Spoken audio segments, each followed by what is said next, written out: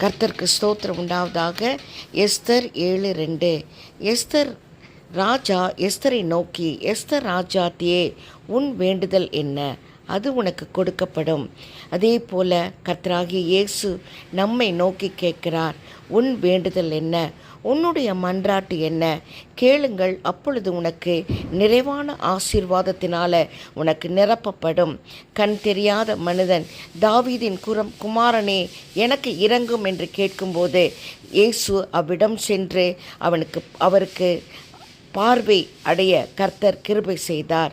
அவன் கண்கள் திறக்கப்பட்டது. எல்லோரையும் பார்க்க அவனுக்கு கிருபை கிடைத்தது.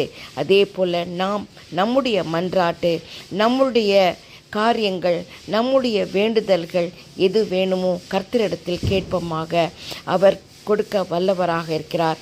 நம்மை ஆசீர்வதிக்கிற தேவன். கர்த்தர் ஆசீர்வதிப்பார். ஆமேன்.